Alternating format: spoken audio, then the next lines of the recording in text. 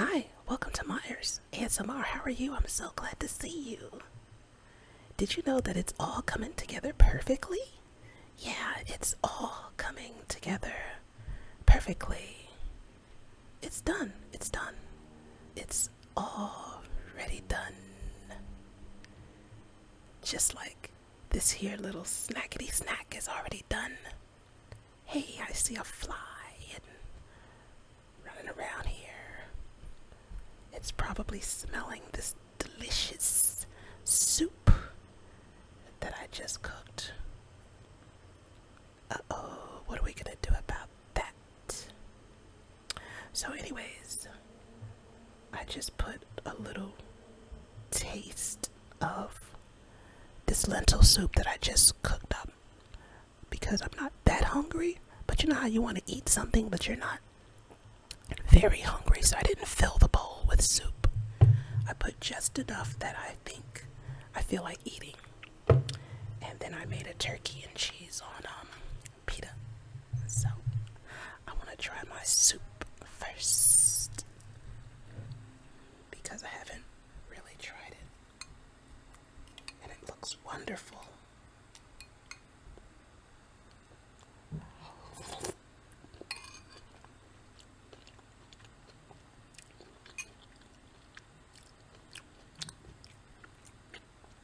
No, I am not being dramatic.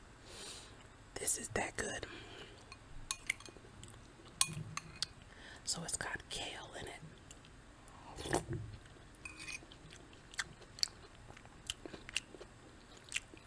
Chopped garlic. 3 cloves. Scallion. Chopped carrot.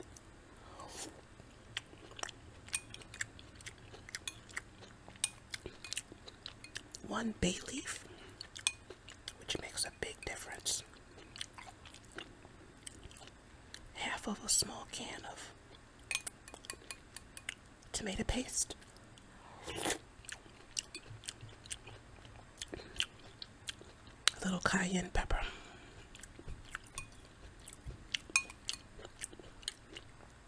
Did I say curry? Yeah.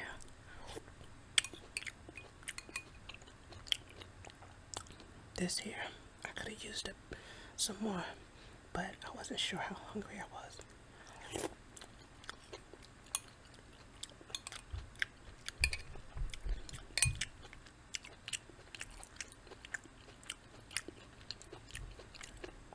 You know, I've been making soups for many years now, so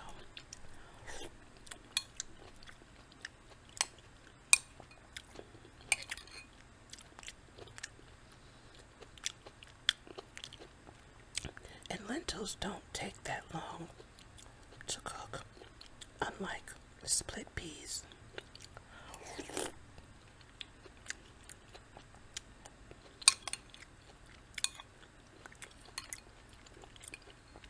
I mean, this was probably an hour only because I was doing other things and I left the pot.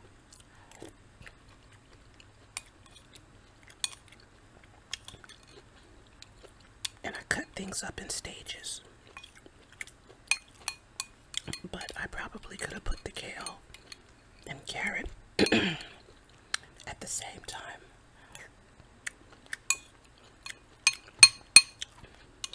Oops, I'm sorry about banging the spoon.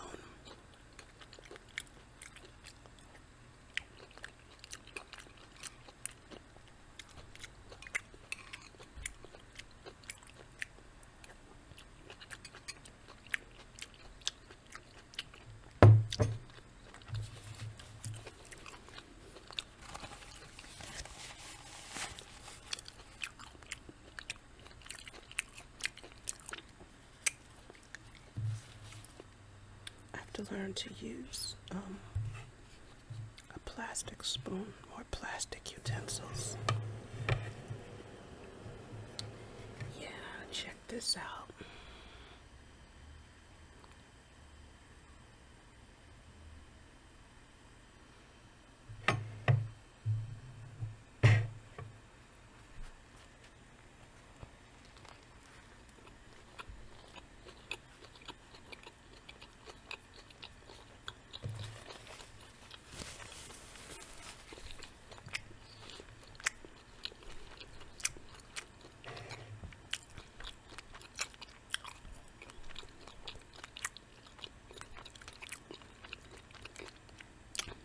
got Swiss cheese and mustard. I should have put more mustard, but you know, this bread is so fragile, it just tears as soon as you touch it, pretty much. So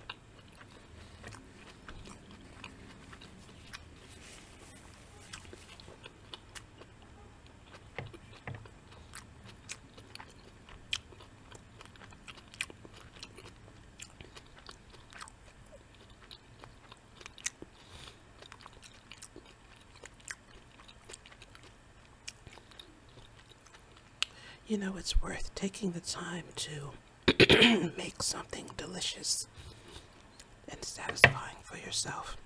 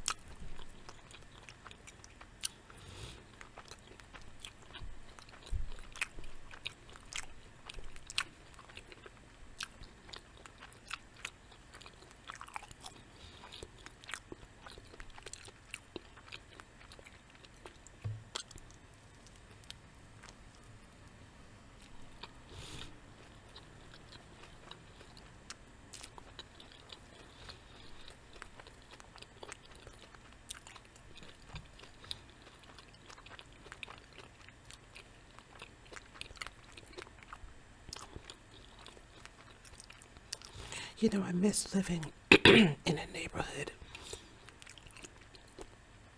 that inspires my culinary senses and aspirations. I really miss that.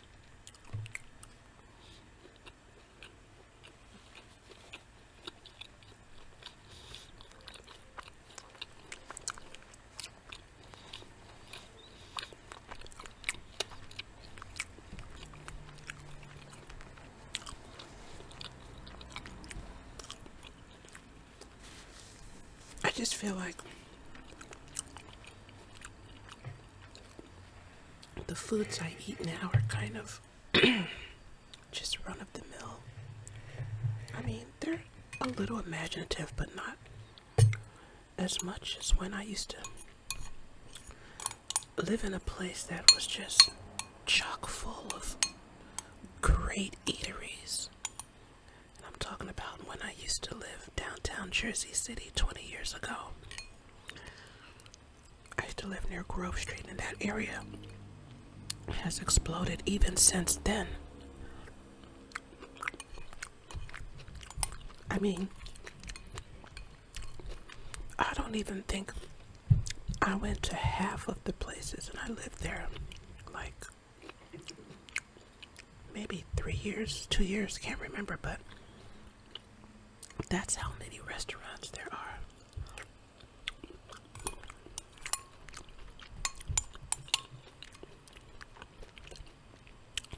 But of course, we tend to keep going back to the ones we like.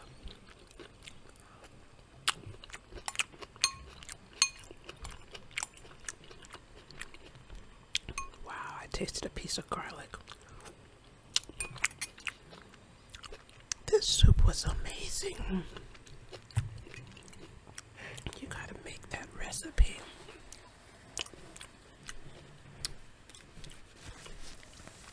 You don't even have to know how to truly cook. Just have to have patience. My flame was down extremely low. It was basically at the tiniest flame I could get the stove without it turning off. That's how tiny the flame was, because I needed it to not cook too fast.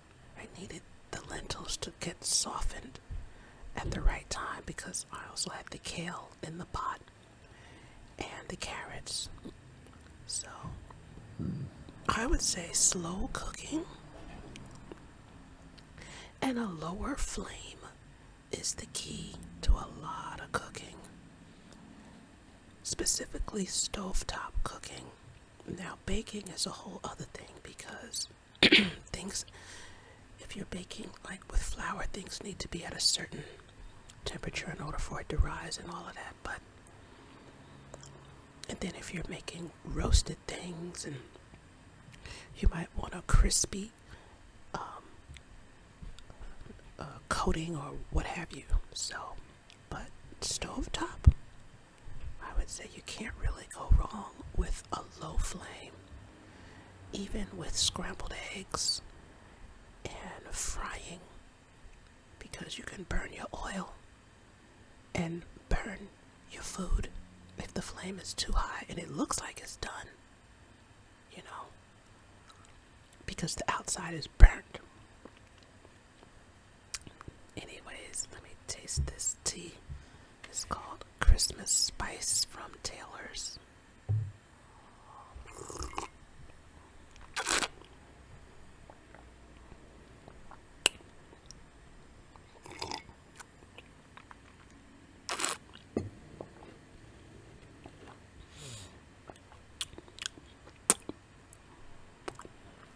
I mean, it's not,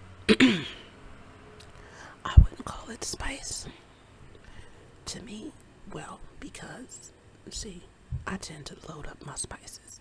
So to me, it just tastes like black tea.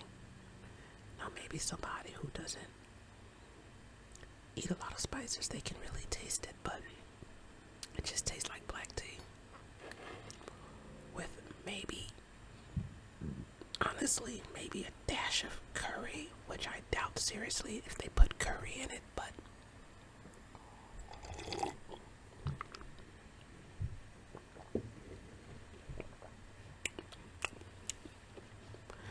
still good. But it wouldn't be my go-to Christmas spice tea, simply because it doesn't taste spicy to me. I mean, when I think of Christmas spice, I'm thinking of cloves and nutmeg and the kind of spices that you would put in a fruitcake, maybe. Not that I like fruitcake. Anyways, hey, it's that time in the video when we focus on getting better and better every way and every day.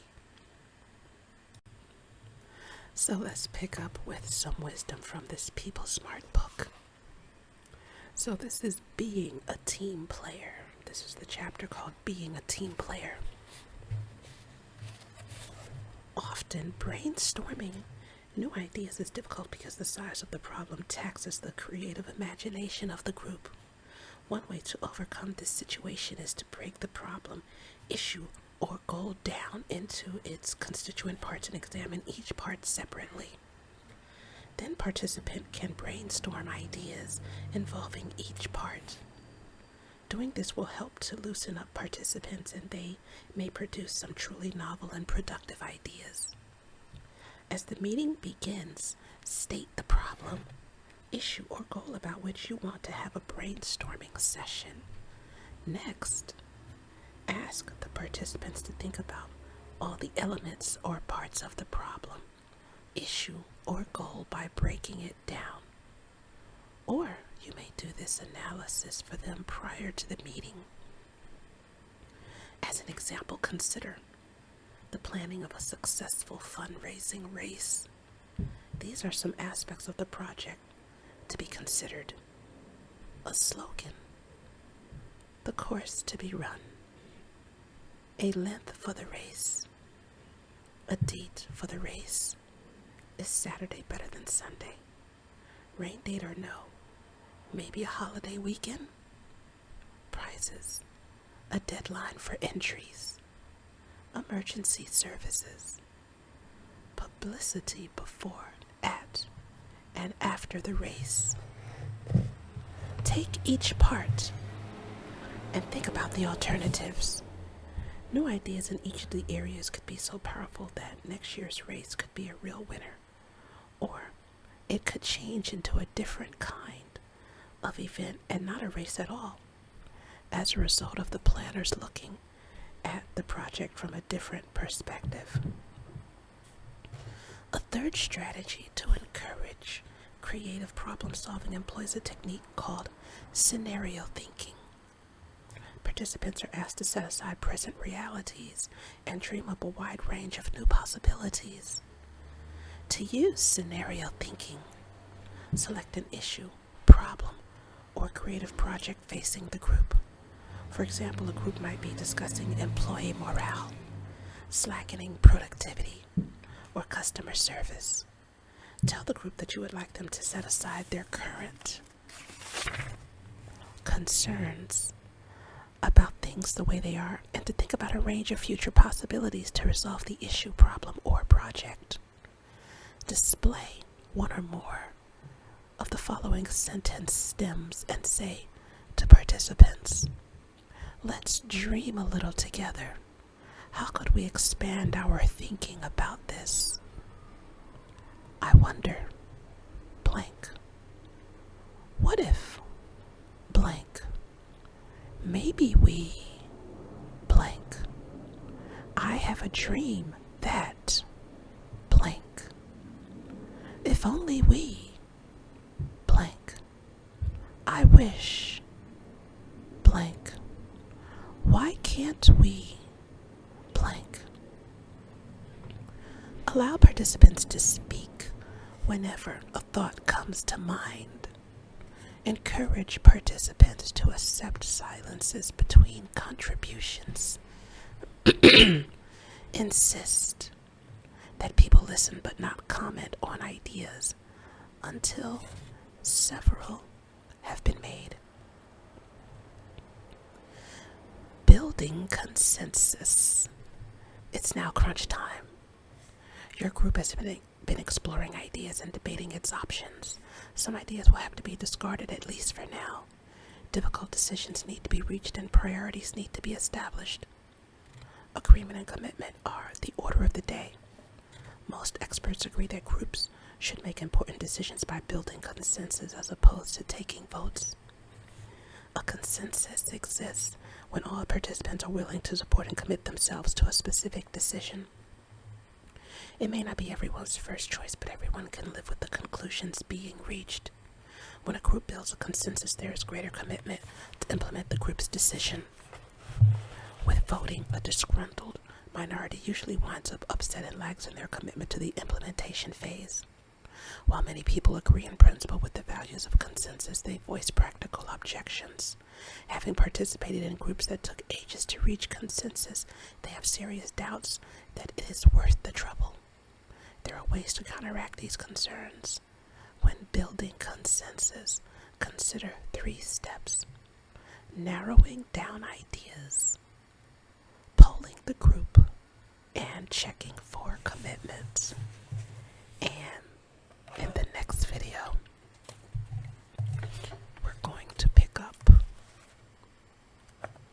to go into more detail about those 3 steps when building consensus, which are narrowing down ideas, polling the group, and checking for commitment.